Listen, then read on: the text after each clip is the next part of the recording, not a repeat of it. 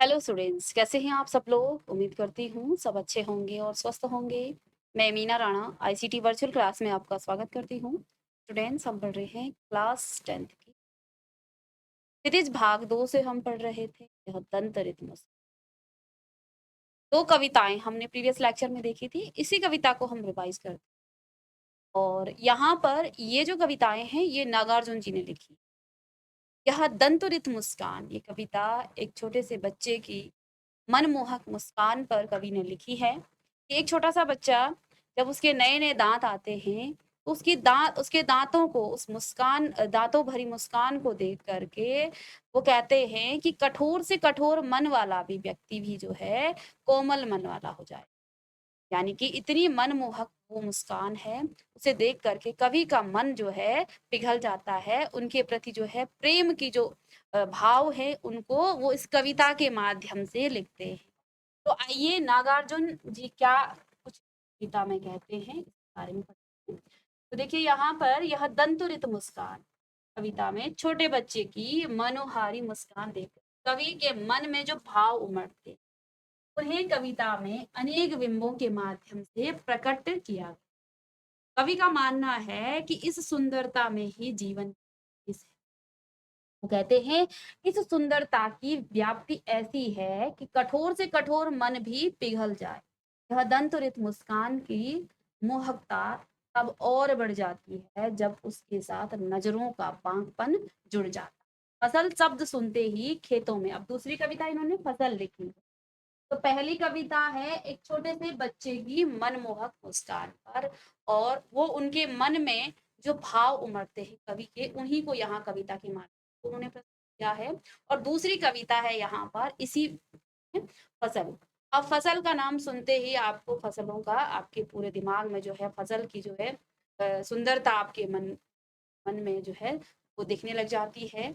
लेकिन देखो यहाँ कविता में कवि ने क्या कहा है कि एक जो फसल है तो आप देखते हैं वो फसल जो है ऐसे ही नहीं उगती। वो फसल किन किन लोगों के माध्यम से, किन किन चीजों की, किन किन तत्वों की उसमें आवश्यकता होती है, ये सब यहाँ इस कविता में कहा। फसल सब सुनते ही खेतों में लहलहाती फसल आंखों के सामने आ जाती, परंतु फसल है क्या और उसे पैदा करने में किन किन तत्वों का योगदान है, इसे जो है बताया है नागार्जुन ने अपनी इस कविता फसल। कविता यह भी रेखांकित करती है कि प्रकृति और मनुष्य के सहयोग से ही सृजन संभव है। तो फसल को उगाने में प्रकृति और मनुष्य दोनों का ही बराबर, दोनों की ही बराबर हिस्सेदारी है। जितना प्रकृति यहाँ पर अपना प्रत्येक प्रयत्न करती है उतना ही मनुष्य भी जो है इसमें अपना प्रयत्न करता है। और कहते हैं प्रकृति में और मनुष्य के सहयोग से ही फसल का सृजन संभव है। बोलचाल की भाषा की गति और लय कविता को प्रभावशाली हाँ ना होगा कि यह कविता हमें उपभोक्ता संस्कृति के दौर में कृषि संस्कृति की ओर ले जाती।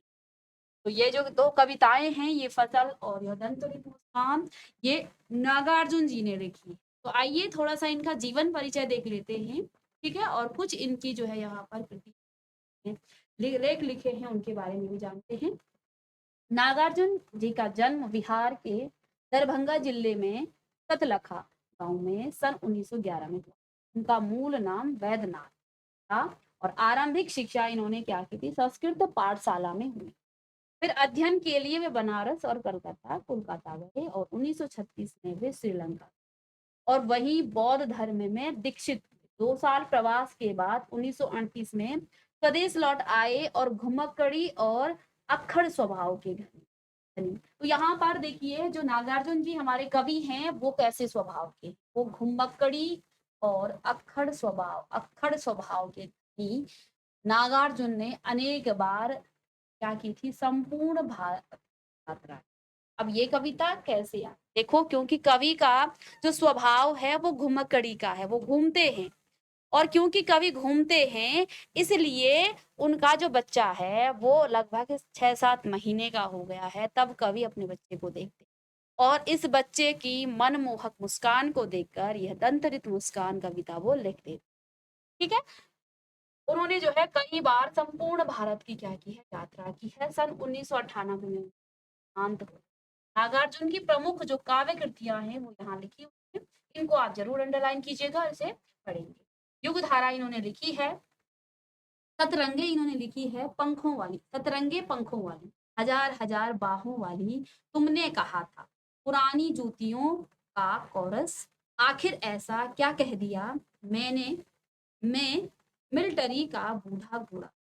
ठीक है, नागार्जुन ने कविता के साथ साथ उपन्यास और अन्य गद्य विधाओं में भी लेख किया, नहीं लिखी है बल्कि अन्य गद्य विधाएं भी उन्होंने लिखी हैं। उनका संपूर्ण कृतित्व नागार्जुन रचनावली के 7 खंडों में प्रकाशित है। साहित्यिक योगदान के लिए उन्हें अनेक पुरस्कारों से सम्मानित में प्रमुख है हिंदी अकादमी, इनको हिंदी अकादमी पुरस्कार से सम्मानित किया गया, दिल्ली का शिखर सम्मान से इनको सम्मानित किया गया, उत्तर प्रदेश का भारत भारती पुरस्कार दिया गया एवं बिहार का राजेंद्र प्रसाद पुरस्कार भी इनको दिया। मैथिली भाषा में कविता के लिए उन्हें साहित्यिक अकादमी पुरस्कार भी प्रदान किया था। राजनीतिक सक्रियता के कारण उन्हें अनेक बार जेल जाना है, राजनीति में भी जो है क्या किया था, हिस्सा लिया था और इस कारण इनको अनेक बार जाना पड़ा। हिंदी और मैथिली में समान रूप से लेख करने वाले नागार्जुन ने बांग्ला और संस्कृत में, हिंदी और मैथिली में तो समान रूप से लेख लिखे हैं, लेकिन इन्होंने बांग्ला और संस्कृत में भी कविताएं लिखी। मातृभाषा इनकी मैथिली में ही वे यात्री नाम से प्रकाशित है। लोक जीवन से गहरा सरोकार रखने वाले नागार्जुन भ्रष्टाचार, राजनीतिक स्वार्थ और समाज की पतनशील स्थिति के प्रति अपने साहित्य में विशेष सजग रहे। वे व्यंग में माहिर, ठीक है, तो वो जो है व्यंग करते। व्यंग का मतलब क्या होता है, जैसे हम किसी बात को कह, अब हम विपरीत बात कर रहे, किसी बच्चे ने बहुत गंदी ड्रेस पहनी हुई है, हम उसे कह रहे अरे वाह आपकी ड्रेस तो बहुत सुंदर लग रही है, बहुत साफ लग रही है, तो उस बच्चे पर हम व्यंग बाण छोड़ रहे हैं, इसलिए उन्हें जो है आधुनिक कबीर भी कहा जाता है।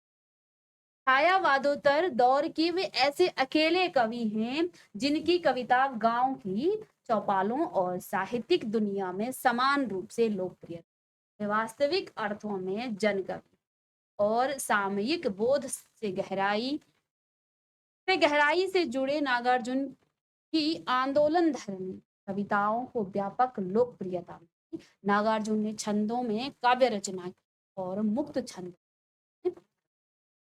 तो चलिए, जैसा कि हमने जाना कि यह दंतुरित मुस्कान एक छोटे से बच्चे की मनमोहक मुस्कान पर लिखी गई है। साथ में फसल क्या है, फसल में किन किन तत्वों की आवश्यकता पड़ती है, फसल जो है किसकी मेहनत से बनी उगती है, फसल को हम उगाते हैं उसके लिए किन किन तत्वों की आवश्यकता कैसी है, ये सब इस कविता में दी गई। चलिए स्टार्ट करते हैं यह दंतुरित मुस्कान। तो एक छोटे से बच्चे को देखते हुए कवि के मन में जो भाव आते हैं उसका यहाँ इस कविता के माध्यम से किया है ना। कवि जो है क्योंकि घुमक्कड़ स्वभाव के व्यक्ति हैं और इनका जब बच्चा लगभग 7-8 महीने का, तो बच्चे के छोटे छोटे दांत आते हैं और वो मुस्कुराता है, तो उस पर कवि जो है जब बच्चे को पहली बार देखते हैं तो वो ये कविता लिखता। क्या कहते हैं, क्या कहा उन्होंने, तुम्हारी यह दंतुरित मुस्कान मृतक में भी डाल देगी जान, धूलि धूसर तुम्हारे ये गाल, छोड़कर तालाब मेरी झोपड़ी में खिल रहे जल जा, परस पाकर तुम्हारा ही प्राण पिघल कर जल बन गया होगा कठिन पाषाण, पिघल कर जल बन गया होगा कठिन पाषाण। आगे कवि ने कहा है, छू गया कि तुमसे छू गया तुमसे कि झरने लग पड़े सैफालिका के फूल, बांस था कि बबूल, तुम मुझे पाए नहीं पहचान, देखते ही रहोगे अनिमेष, थक गए हो आंख लूं में फिर, क्या हुआ यदि हो सके परिचित बार,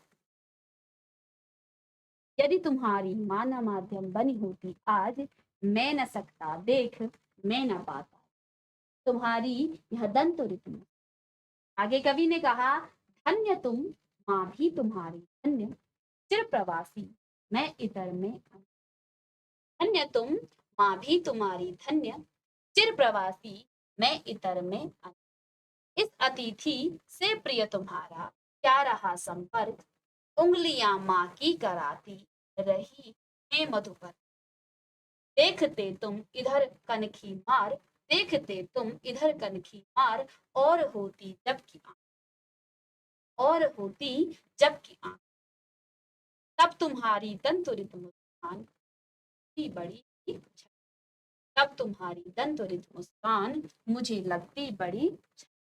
चलिए, कविता की इन पंक्तियों को आप लिखिएगा और फिर इसके कुछ शब्दार्थ और फिर इसके भावार्थ को हम जानेंगे। तो यहाँ छोटे बच्चे की दंतरित मुस्कान को देखते हुए कवि ने क्या कहा है कि तुम्हारी यह दंतरित मुस्कान मृतक में भी डाल देगी, तुम्हें दूसरा तुम्हारी ये गात छोड़ कर तालाब में खिल रहे जल जल, बरस पाकर तुम्हारा ही प्राण पिघल कर जल बन गया होगा कठिन पास। चलिए, इन पंक्तियों को लिखिएगा, फिर किसके कठिन शब्दार्थ जानेंगे। यहाँ पर दंतुरित का मतलब क्या लिखिएगा, कुछ शब्दार्थ भी हम साथ साथ लिखेंगे। तो दंतुरित, इसको मैं 1 नंबर लिख देती हूँ। अर्थ क्या,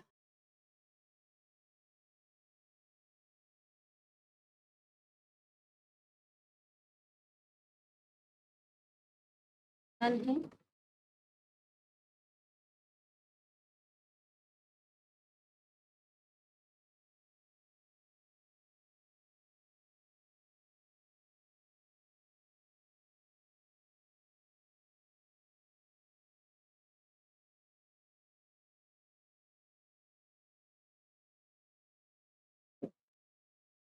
नन्हे नन्हे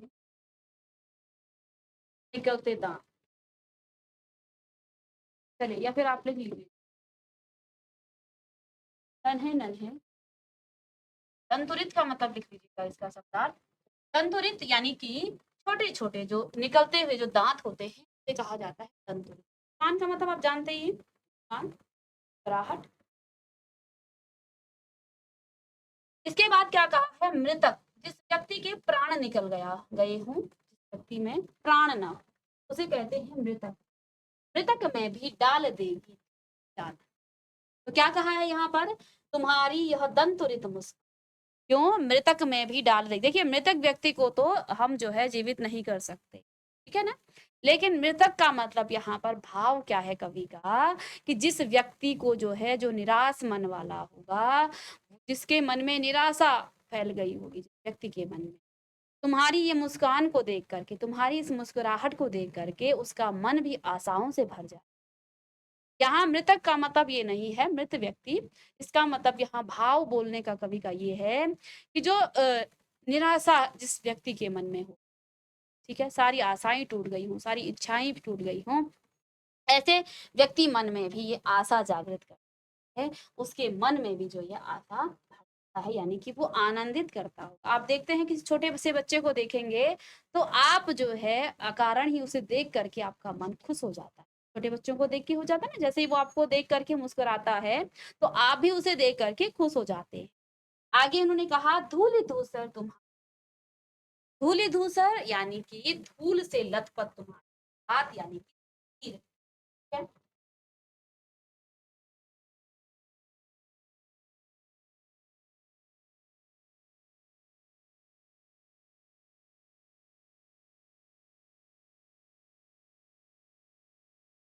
तो यहाँ पर इन्होंने क्या कहा है, धूल यानी कि जो धूल, आप जानते हैं पीला पीला, धूल से जब बच्चा जो है लथपथ होकर के क्या आता है, पीला पीला सा बन के आता है। धूल धूसर तुम्हारी ये गात, यानी कि शरीर, तुम्हारा ये जो शरीर है जब धूल से लथपथ होकर आता है, ऐसा लगता है छोड़कर तालाब मेरी झोपड़ी में खिल रहे जलजात। जलजात यहाँ कमल को कहा है, कमल को कहा, क्या कहा है, ऐसा प्रतीत होता है तुम्हारा ये जो धूल से लथपथ लथपथ ये जो शरीर है, जो गात यानी शरीर है, वो ऐसा प्रतीत होता है जैसे कि देखो, कमल कहाँ खिलता है, पेड़ में खिलता है, ठीक है, पानी में खिलता है। तो ऐसा प्रतीत होता है कि कमल जो है तालाब को छोड़ करके मेरी झोपड़ी गया, परस पाकर तुम प्राण, यानी कि तुम्हारे स्पर्श को पाकर पिघल कर जल बन गया कठिन पाष। क्या कहा कि तुम्हारे स्पर्श को पा करके जो कठिन पाषाण यानी कि पत्थर है वो भी जल बन गया है। ऐसा प्रतीत होता है कि तुम्हारे स्पर्श को पाकर कठिन से कठिन जो पत्थर है वो भी पिघल करके जल बन गया। भावार्थ क्या है इसका कि जो कठोर मन वाला व्यक्ति होता है वो भी तुम्हारे स्पर्श को पा करके वो भी पिघल जा गया होगा, है ना। तो यहाँ पर उस छोटे बच्चे की मनमोहक जो मुस्कान है उस पर जो है कविता लिखी है नागार्जुन जी ने। तुम्हारी यह दंतरित मुस्कान मृतक में भी डाल देगी जान, धूल धूसर तुम्हारी ये गात छोड़कर तालाब में टुकड़ी खिल रहे, परस पाकर तुम्हारा ही प्राण पिघल कर बन गया होगा कठिन पाषाण। तो यहाँ कवि एक ऐसे बच्चे की मधुर मुस्कुराहट की सुधान करते हैं।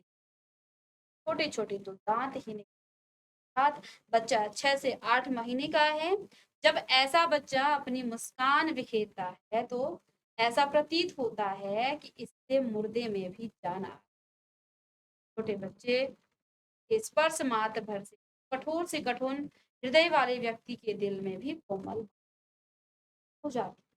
कहने का तात्पर्य यह है कि छोटे से बच्चे की मुस्कुराहट किसी के क्रोधित स्वभाव को भी परिवर्तित करने में। तो देखो छोटे बच्चे की मुस्कुराहट को देखकर उसकी मुस्कान को देख करके आपने देखा होगा कई बार लोग जो है कई कठिन कठोर व्यक्ति भी होते हैं वो भी क्या करते हैं उसे देख करके हंसने लग जाते हैं। स्वतः ही उसमें जो है उसके मुख पर जो है मुस्कुराहट आ जाती है।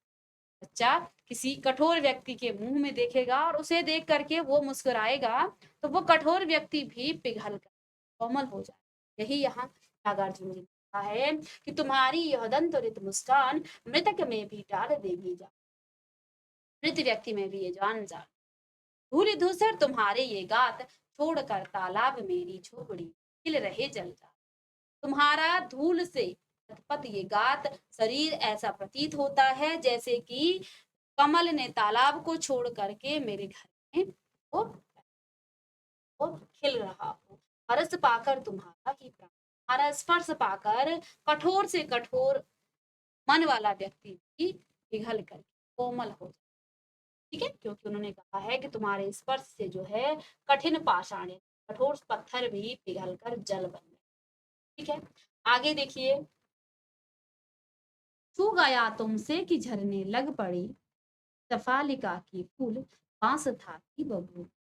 छू गया तुमसे कि झरने लग पड़ी, सफालिका के फूल बांस था कि बबूल। तुम मुझे पाए नहीं पहचान, देखते ही रहोगे निमेष, थक गए हो आंख लू में फिर। क्या हुआ यदि हो सके परिचित न पहली बार, यदि तुम्हारी माँ न बाध्यम आज, मैं न सकता देख मैं न पाता धन्य तुम माँ भी तुम्हारी धन्य, चिर प्रवासी मैं इधर, इस अतिथि से प्रिय तुम्हारा क्या रहा संपर्क, उंगलियां माँ की कराती रहे मधुपर, देखते तुम इधर कन की मार और होती जबकि आंखें चार, जब तुम्हारी दंतरित तब तुम्हारी दंतरित मुस्कान मुझे लगती बड़ी। चलिए यहाँ से तो अब नेक्स्ट पंक्ति में यहाँ कवि ने क्या तू गाया तुमसे की झरने लग पड़ी सफालिका पास था कि बबू, तुम मुझे पाए नहीं पहचान, देखते ही रहो ये अनिमेष, थक गए हो आंख लूमी फिर। पहले हम इन पंक्तियों यहाँ से यहाँ तक का भाव शब्दार्थ। तो देखिए यहाँ पर कुछ आपकी कठिन शब्द आए हैं। कठिन यानी कि कठोर, पाषाण आप जानते हैं पत्थर को कहा जाता है। सफालिका क्या होता है, ये जो है 6 से 12 फुट ऊंचा एक सदाबहार पौधा है जिससे जो है अरहर के समान 5-5 पत्तियां होती हैं और इसके पूरे शरीर पर छोटे छोटे रोम पाए जाते हैं। ठीक है, और देखो ये इतना कोमल होता है, इसे छूने से ही वो जो रोम है वो झड़ने लग जाते हैं, फूल झड़ने लग जाते हैं। ठीक है, सफालिका एक बड़ा ही कोमल जिसको छूते ही जो है वो जो है उसमें से फूल जो है झड़ने। ठीक है, अनिमेष शब्द यहाँ पर आया है। अनिमेष का मतलब क्या होता है? लगातार एक टक लगा करके देख। तो देखो यहाँ कवि ने क्या कहा है आगे।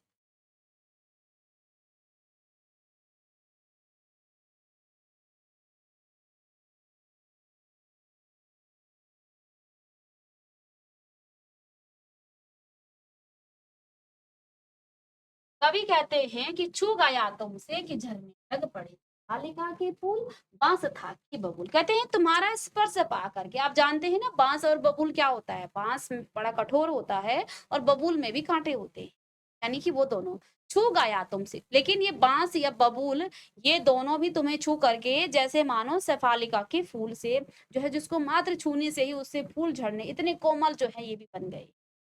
तुम मुझे पाए नहीं पहचान। अब कवि उस बच्चे से पूछ रहे हैं, क्या पूछ रहे हैं? कि तुम मुझे पाए नहीं पहचान, देखते ही रहोगे अनिमेष थक गए हो, आंख लूं में फिर। अब कवि कहते हैं देखो, जब बच्चा जो है किसी नए व्यक्ति को, अनजान व्यक्ति को देखता है तो वो एक टक लगा करके उसे देखता। कहते हैं तुम मुझे पाए नहीं पहचान। कवि आए पहली बार तो बच्चे ने पहली बार पिता को देखा।